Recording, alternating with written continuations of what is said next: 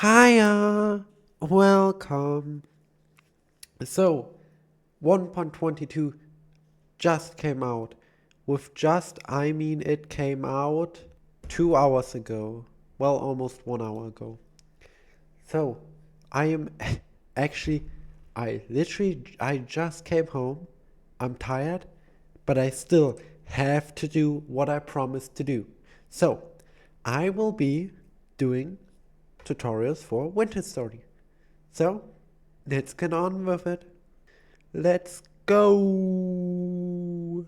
Once you click on the icon for Winter Story, you will be greeted by this main screen, and if you can hear it, that music. Now, there's a lot of information to go down here, so let's start. So, to begin with, down in the right corner you will see your version and if it's stable or unstable. This is to make sure it works with your mod manager where you will have all your mods. Down here to the right you will find your account settings. If you click on it, it will bring you to the Winter Story page on your web browser and close the game. It won't close it, it will minimize the screen, so you will see it in your taskbar and you will still hear it in your taskbar, but you won't see it on your screen. Then you have the logout button, which is there so you can switch your account. Right now I'm logged in as Peepsy. Then over here you can have, well, you just have short form links to the browser versions of the forums, the Discord chat, and the issue tracker. If you press on any of those, they will open in your browser. Then, of course, first off we should go around the settings. Now, I have a beefy PC, so I have it on ultra high or very high, I don't remember which. But I had to reduce the view distance because for them it is about 1000 blocks, and my PC, even though it is a big beefy PC, couldn't handle it.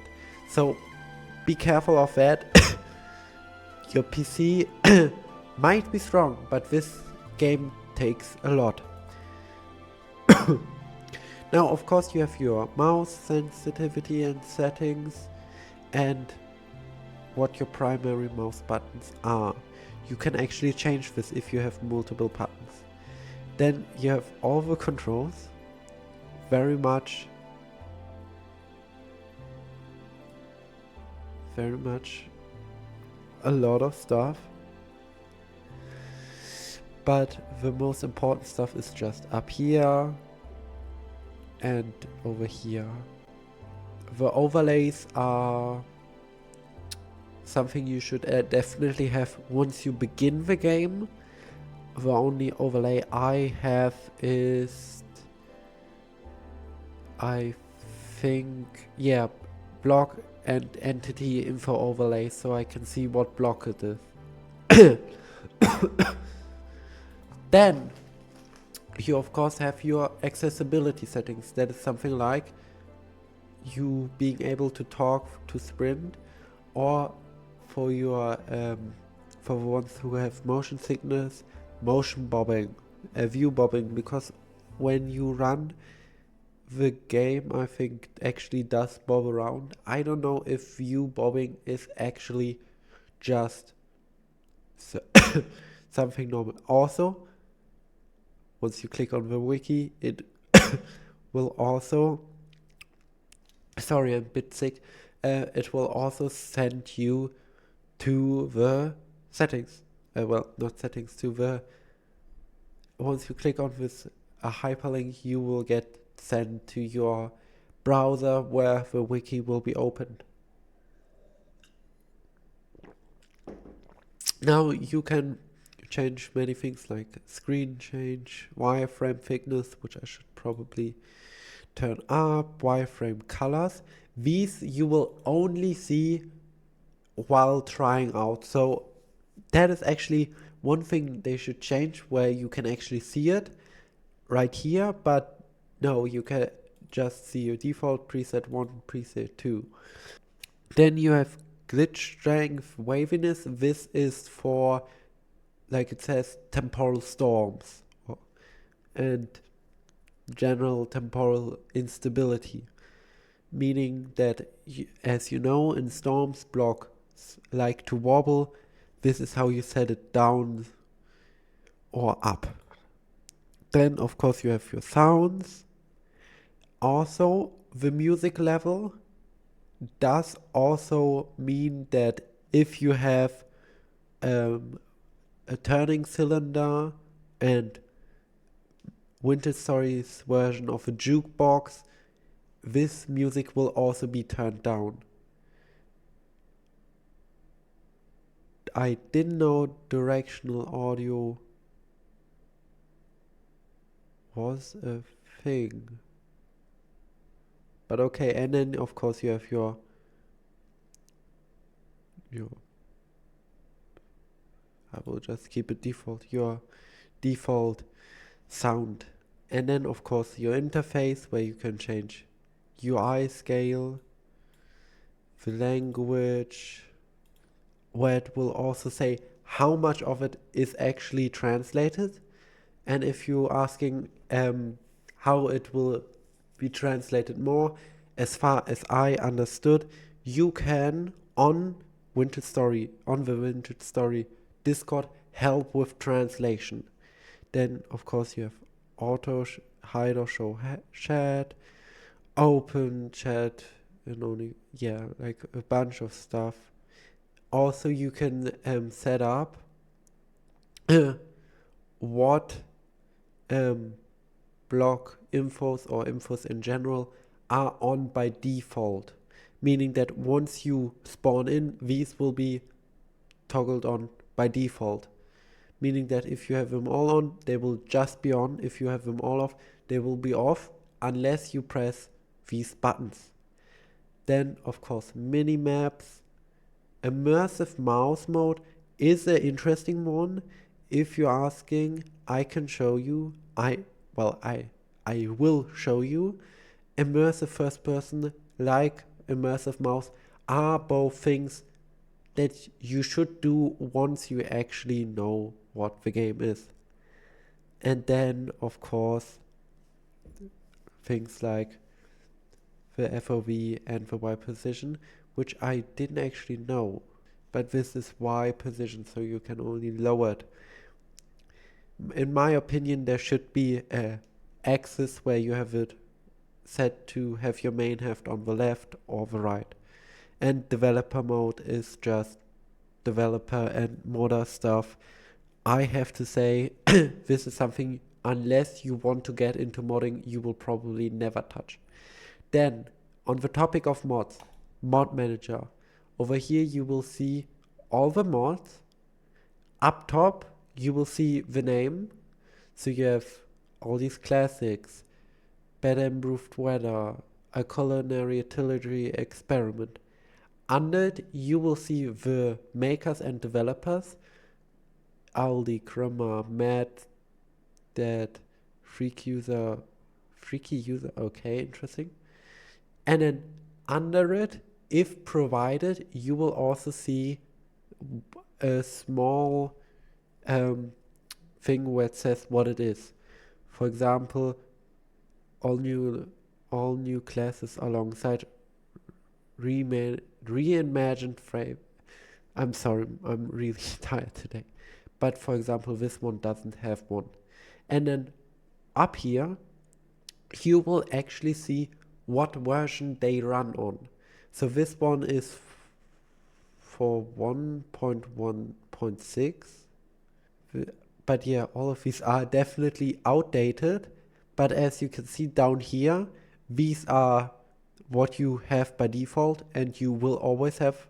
And never, I say never actually turn these off. Because if you turn these off, some essential things might be missing. I think none actually work right now. Also down here you can browse online mods. It will then put you on the website to the modding area, which I can also show you. So let me show you the mods. Okay, now you have found yourself on the mod manager. Well, not mod manager, the mod website. Now you will see this after you press on it. And over here you will see mods. Now up here you first of course have your home, which is just the most and latest mods.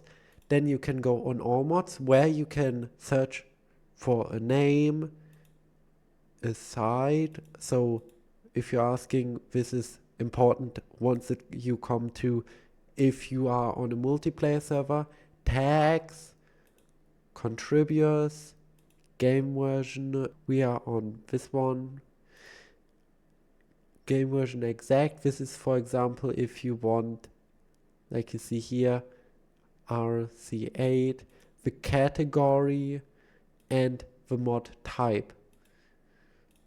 Now, let's say you get a mod. Let's say we want mod, it is for our version. Let's search, because always press search. Now you will see everything that is for the newest version, which is actually very good that it's so much. But let's just take one that is easy to mess around with, and that will be just real smoke. See, up here you will see this is the latest release, but this is for testers, so this is probably not stable. Also, this is what I wanted to show you. Up here you see the tags, the author, the site, when it was created, when it last was modified, and the number of downloads and follows.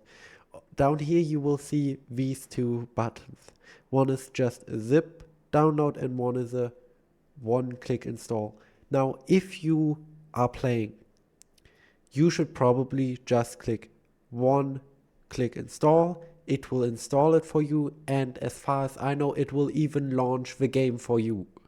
But you can install it as a zip, go into your files, find Vintage Story, go in the mod section of Vintage Story and put it in there, so it gets activated.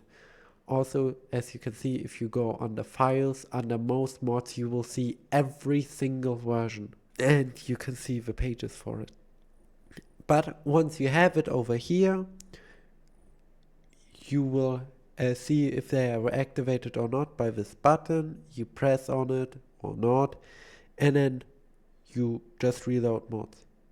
Now if you are lazy and took the zip download, then you press on open mod folder. That will open your mod folder files. Then you just have to drag it from your downloads into the mod folder. It will appear here after you say reload mods, and then it will be just here. And then you just click on it if you want to turn it on, reload mods, and then it will be on. Now credits are of course the credits. Quit, I also don't need to explain. Now multiplayer, first of all, has a guide down here, how to host your own server. It's a guide, so I don't think I have to go into it. You can browse public servers, which is quite a cool thing, but as you can see, I shouldn't say modded, as you can see, many of them are on different versions, and you have to have the same version the server is running on. So it will ask you, as far as I know, to download that version, and you can add a server. Once you add a server, what you do is just enter the name. See this you should do. Then you just enter the IP address, which, you know what, is just that, and then the password, if any, as it stands there. Now, to the most important part, and the part I will probably have actually in a single thing, so you can just skip to it, single player. Now, in single player, of course, you have all your worlds. Normally, they will just update with you updating, but it can go into the file of the game being corrupted. But let's say you want to create a new world. So you press on create a new world. By the way, this over here, open saves folder, there you can actually see the file for your save. So if you have a corrupted save game, you just need to run it for through a system to decorrupt it. But let's say make a new world. So you get on create a new world. Over here you have just general settings. This is a quick play, so you can just click on it and just say create world. And as you can see, it actually tells you in this list what it has. Now, let's say we don't want something that is predetermined, we want to customize it. Now, first of all, you can save it. You can save your own,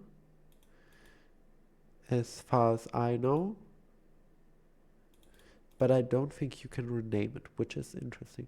But yeah, you can change the world height, which is how high blocks can reach. Also, it of course warns you once you go overboard. Then you have your game mode, your player slice, which is how often you respawn in general. Then the starting climate. Normally it is on temperate.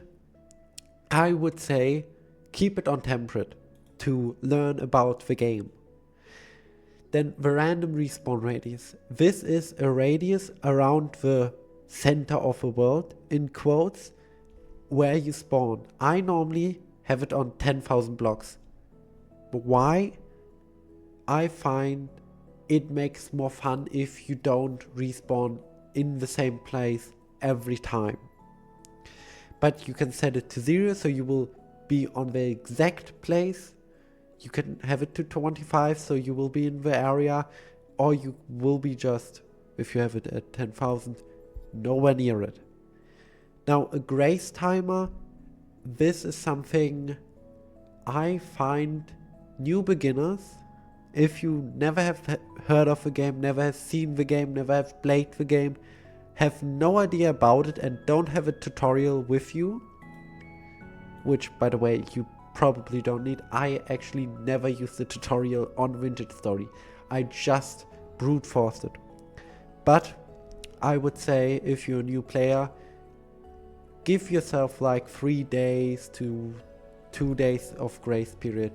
If you're a slow learner, maybe longer, but I think about 3 days are okay. Then death punishment, which is just keep inventory if you want it or not. And then this one is actually something I would turn up to 20 minutes. It is how many in real life, well, minutes. Anything you drop on the ground will remain. So if you have this set low, yes, if you throw something away, it will despawn very soon and it won't lag yourself out at all. But if you die and have, for example, let's say you have complete steel gear on you but you die, then you don't want to delete it. Also, I know for those are asking it right now, these 20 minutes are just 20 minutes of it being loaded. So if the items are in an unloaded chunk, this doesn't count to it. So I normally have it on 20 an hour or an hour and a half an hour. I find is maybe too much. Then survival changes. Don't click on apply. If you press apply, you will just go back. Wait, I can show you. You will just go back on here and have to press customize again. But as you can see, it will save the changes. I will also normally put it to this. Now, here of course you have the nitty gritty seasons. I would say you should just enable days per month, depending on how much life you have. 9 hours is actually quite good. 12, well, 9 hours, I said 9 hours. 9 days is pretty good. 12 hours I would also say is pretty good. If you just want to play it really fast and you know what you are doing. Remember, you know what you are doing. You can do 3 days, but it can be a bit of pain, as some of you probably saw when I streamed a world where I had only 3 days per month. 30 days per month is something more for servers, I would say, or people who play this game a whole lot, because that is 24 real hours. That is quite a lot. But if you're on a multiplayer server and it's actually a big, very used server, then you won't have a problem of seasons just instantly going by if you don't join for 1 day. True winter is always enabled, and I would also enable it, because then winter is actually winter. Otherwise winter would normally would do nothing. Now I normally go with sand, gravel and soil sideways instability, but many just go with sand and gravel instability because that is what they are used to. Cave-ins I normally enable. They make it so that stone will be stressed underneath blocks, meaning that you have to be careful about how you mine. Now, you might say, oh, why are you doing this? Well, in the game there's something called a support beam. Now, many people use it just for decorations and to build this water wheel, but you can use them to basically don't have cave-ins. And that is why I normally play with cave-ins on, because if you have cave-ins on, these support beams have an actual use everywhere. Also, I just like having more pain, I guess. Falling blocks is of course something normally should or will probably have on. It will just allow blocks from falling. As you can see also, every setting, if you hover over it, has a short explanation. Fire from lightning, underground farming, prevent liquids from being transported by bucket. This I also normally turn on because why not? HP, health generations, lung capacity, body temperature, hardiness, walk speed, prospecting radius, and other stuff. Also unusable clutter. This is the stuff you will find in ruins. It is just for decorations. But yes. Then temporal stability. This is the thing about the bad guys in the game, as you probably know if you know anything about the game. If you don't, this normal settings is alright.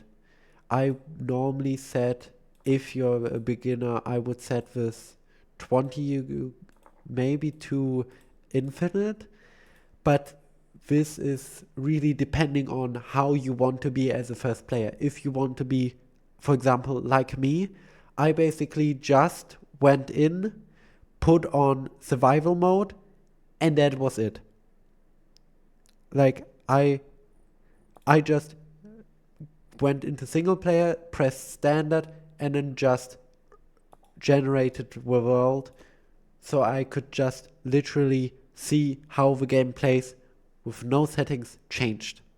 So if you are just somebody that is really just wanting to play the game, just make a single player world, just try it, just play it. But I can tell you from what I have seen with other people who play this game for the first time, it will frustrate you. I had a person I watched for like 5 hours, first time playing this, normal settings. They were so frustrated, since then they haven't played the game. Then, world generation. Now this can get quite a lot. First of all, I normally have this on 2 million blocks to 4 million blocks. I want a wide map. Now, you can of course have a world barrier. This is, I'm gonna be honest, never something I thought about, because I never got to the world's edge. Getting to the world's edge is really only possible if you have a smaller map, or if you really want to go to the ends of the world. Now, land cover is interesting. The normal setting is very high, as you can see. I normally actually have it on 70 to 60%, because if you have it on this setting, the normal setting, I don't think actual oceans are very likely to generate. Land cover normally is on 500. This just means that you will have big islands. Then upheaval rate. This is how much geological stuff you will find. So hot springs, lava, and stuff like that. Then geological activity. Wait. Oh, this upheaval rate is for hilly terrain. This down here, I'm sorry, geological activity. That is for stuff like I just said, lava and stuff. Landform is just landforming. I have never actually changed any about that. But I think the higher you set it, the higher resolution it is. I'm not sure about that. The polar equator distance is, as you can see, just how far you have to go to reach the polar regions. I actually turn this all the way up, because that means that I don't have to, well, I normally never go after the polar region at one, but this makes sure that I have enough space, definitely enough space between the polar regions, to not even go after them. Story structure scaling, a normal 100%. This is just how often you will probably find it. Global temperature, this will make out how and where your biomes are. I would keep it on normal normally. If you have it on really hot, you will have a lot of desert, and if you go on very cold, you will have a lot of ice areas, so snow deserts. Now, precipitation. Now, normal is good, but I normally make it on humid, because the global precipitation makes out how many bushes, how many trees you spawn. And I normally make it on humid, because if I have it on humid, as you might have seen in my streams where I always have it on humid, there are a lot of more bushes, and that is way better. Although I see this is now with forestation also. Something tells me that precipitation never was, for how many areas get precipitation or how many areas get water, therefore making more bushes spawn, because you have more areas that can spawn bushes. So if you want a lot of bushes and trees, I guess you turn it up, because then the chance, the areas get bigger. But you can also just have forestation and shrubberies up, then the rain won't actually be more, but you will have more forested areas. I will make this one somewhat more forested. Global spawn deposit rate just makes out how much stuff spawns. Surface deposits, as you can see, normally rare, very rare. I would keep it like this, so you have to explore. Ice and snow we of course have enabled. And then multiplayer is something you don't need, but you of course have land claiming, so you can claim an area of land and nobody can do stuff in it. I normally don't like this in multiplayer games because it is actually quite good, but it makes stuff like stealing not possible, and I like having that constant fear of somebody trying to steal from you, like in real life. Class exclusive recipes.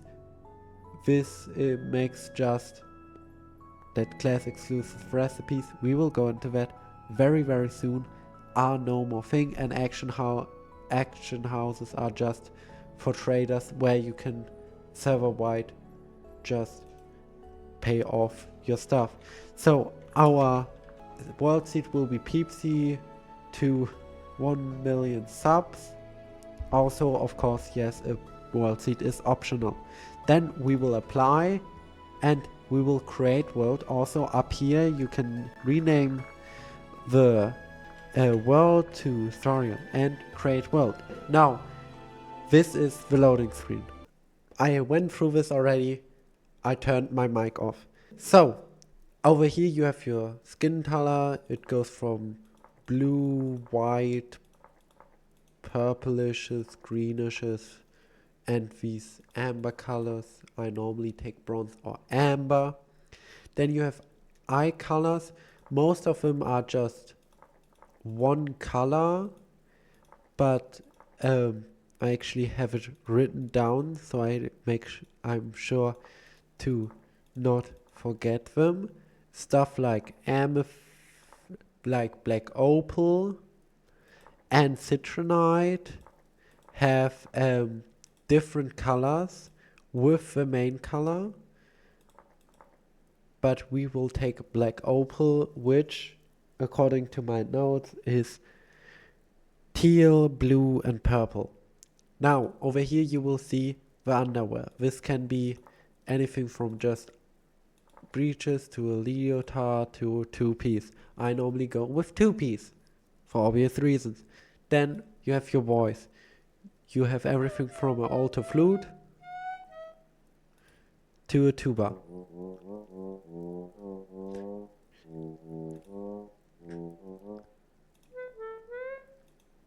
And then down here you can decide the pitch from very low to high. Now if you want to make the lowest voice possible, that would be the tuba and very low pitch. Okay, the game doesn't want to make sound for me again. Thank you. But let's just say sax and medium.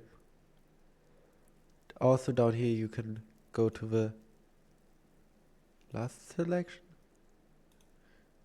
I think it just reset it. Oh well. Let's just click through this multiple times and then we just have a random character. But yeah, after this you also have your hair type. Use this one. The hair type, you have just your underhair. This is the main hair, and the hair extra is, like it says, the hair extra. So you can have a bowl cut. Then the hair extra, like I just said, are extras. Those are stuff like buns and puffs and special things like braid up. Then you have your facial expression, which is everything from grinning to serious. I normally go with sad because just. Then of course you have your mustache, which is upper, and then you have your beard, which is lower. So yes, you can have one of these, And then as a mustache, a sheriff one, normally don't go with any. Also go with this color more normally. Of course, down here you have your hair color, which comes from white to just black to brown to green to green. This is called gunmetal, dim wood, dark lava, black olive. Of course, up here you have things like liver and stuff. Then you click confirm skin or just class, or if you want to change something you can just click between these two up here, and also you can show dress down there. Now classes are something that you will have to do a lot of finding yourself in.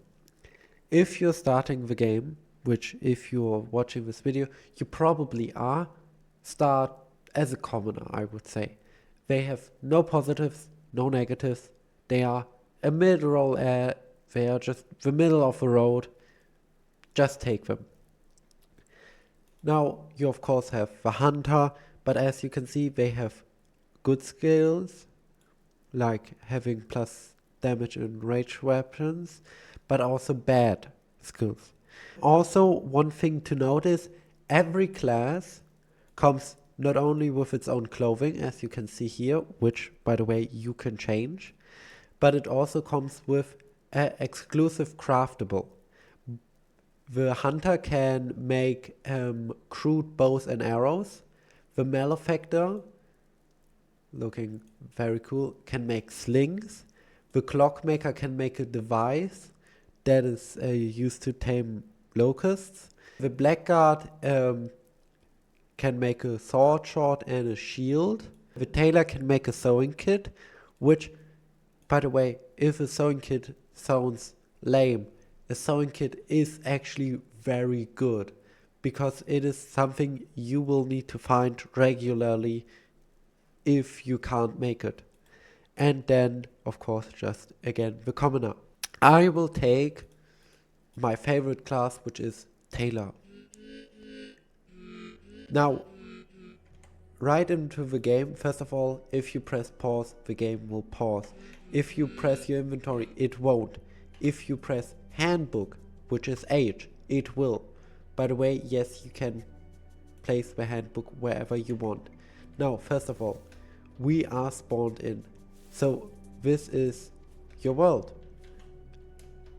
Now, it might not look as good as mine, but it will hopefully look something like this or similar to this. Now, firstly, what you should note, your inventory, E, or depending on how you set it. First of all, you can move it. You can also have it fixed. Then you can't move it. You can move it, if I click right, up here, click right again, fixed, it will move back to here. This is something they should probably change so you can fix it to a certain point, but oh well. You will see inventory. You don't have one. Your only inventory is what your hotbar is and what you have in your hands, which is this one. This is your offhand. Also, what you will notice is in your hotbar you have 4 extra slots. Those are your bag slots. Those are for bags. That is a bear. Now, if you're asking what are bags for, you probably know it. It is, oh, sorry, I accidentally got scared. It is for you to make your inventory bigger. So you have an actual inventory. If you're asking, crafting in this game is easier yet puts more hands on, because you don't have many things you could do. Well, basically your crafting crit will not increase. You don't need a crafting bench, but you will need items to craft certain stuff. But yeah, that should be about it. Unless I also talk about one more thing. Your stats and other stuff. So first of all, down here in the middle, this is your temporal stability.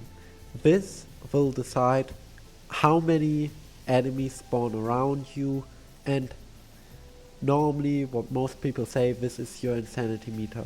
If this goes down, that is a bad place. You shouldn't stay there. If you are, for example, in a chunk and this is turning the left, I think it was. Unless, well, it is going down, you can see it. Then you shouldn't stay there. That is a temporally unstable area. No good. Now, the green area is your saturation. As you can see, very high numbers, but those change quite a lot. And then of course your health. Now, if you remember in the setting up, you will remember that the setting for health points is 15, but in the game it is 13, which is weird. Unless you think about one thing, which is if you press C, you see your personal stats. Once you can see your traits and also your character, where you also can unclothe certain parts of them and see what certain clothes do for you. Then, first of all, environment. This is something which is pretty important. You see the date, the year, the time, the outside temperature, the rainfall in the area, and the rift activity. This has to do with your temporal stability down here. Then this is why you only have 13 hit points, which you can also see here, also with your saturation, your body temperature, your walk speed, hunger effectiveness, healing effectiveness, hunger rate, range accuracy, charge range speed. By the way, those change depending on what you wear or how you are feeling and doing right now. You will also see we are in water right now, but once we will get out, we are lucky actually, we didn't get wet. Now if you're asking, oh, you can get wet in the game. Oh well, what is that supposed to do? Well, if you remember, it gets cold in winter. So yes, you can freeze to death because you got wet. Now I'm trying not to look at too much stuff and just trying to get wet so you can see it. Also, this blue bar which you are seeing right now, that is your air. Once it runs out, you will take damage fast. Also, as you can see right here, soaking wet. Now this goes under your body temperature because that is what you have to be careful of for freezing. That will make out if you are freezing or not. So you have to keep that in high levels. As far as I know, torches don't heat you up. Even if you have them in your hand, you will need to make a campfire or put a torch on the ground, although I'm not sure if that even helps. Then, back to the main question. I'm sorry, I went off track a bit. Health points are dependent on your diet. The better your diet is, the more health points you are getting. So what we set up in the beginning wasn't how much health points we have at the start. It is more like the maximum health points we can get. Now, as you can see, we have picked up blueberries. Those were laying on the ground because of trash pandas, raccoons. They will try to eat them. Now let's say we eat them. You will see we have fruit in our diet because berries count as fruit. And depending on what food you eat, it changes your stats dependingly. And yeah, that was about it for this. Also, as you can see up here, By the way, Alt is your mouse mode, then you just have your mouse and can interact with anything. You can hold K for the introduction menu, and this is actually quite a good system. This will actually help you get your bearings at the start. So I would, if you are starting the game, press K to just have a quick look at it. Also, like I said, handbook, this is your best friend. This will have all the tutorials for you, which right now is just first steps, which is this up here. And then you have everything, where you have the guides to the mechanics. As you can see, it is a lot of reading. And these links don't go outside the game. These go into the handbook. Yes, you have underpoints in your crafting mechanics. I know it is a lot to get into, but of course, as you saw just now, you have guides, you have blocks and items, and if you have everything and don't have anything up here, you will first of all just see the game mechanics and the tutorial you can start. And then you can also, of course, let's say you found something and you don't know what to do with it. Now, there are two things you can do. Now, first of all, you can just hover over it and it will tell you information about it. Secondly, you can, if you heard from somebody talking about something, you can just write it in. So we can just write in copper, and then it will show you copper and information to copper. What you can also do is, if you have something and want to know stuff about it, or don't have the information stuff overlay, then you can just press H on it and it will open the survival handbook on it. Also up here you can click on it to pause or unpause the game, but I would normally just have it paused. And as you can see here, you can look in the settings. Now, like I said, I will go into immersive mouse mode. Now, for now you don't see it, but once I go into this, normally I will show you, wait. Okay.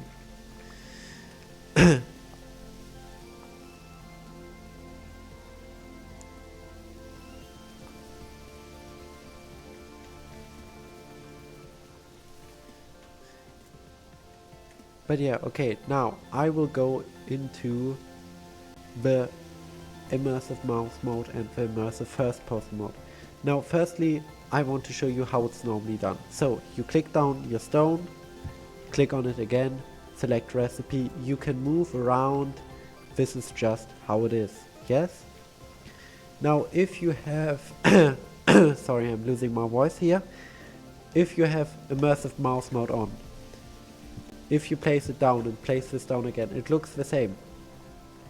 But once you move around, you will see it is something that just hovers over this. And if you're asking, yes, over chests it is the same.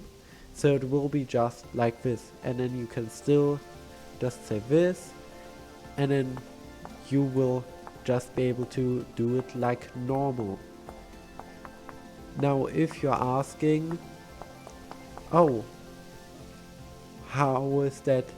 What does that change from immersive first person? Well, immersive first person gives you your body, because normally if you look down you don't see your body. This actually gives you your body and also adds body wobbling back to the thing, and your body is more distracting. But I have to say, the immersive body, for being experimental, which you can see by me holding my arm in front of myself instead of how I should be doing this above my head, which is to shield my eyes, you can see how it does some dumb things. But yeah, that was my quick tutorial on not really the first steps, but how to even get into the world. I hope you enjoyed this. If you have any corrections for me, please tell me in the comments. I love your input. But yeah, peeps out.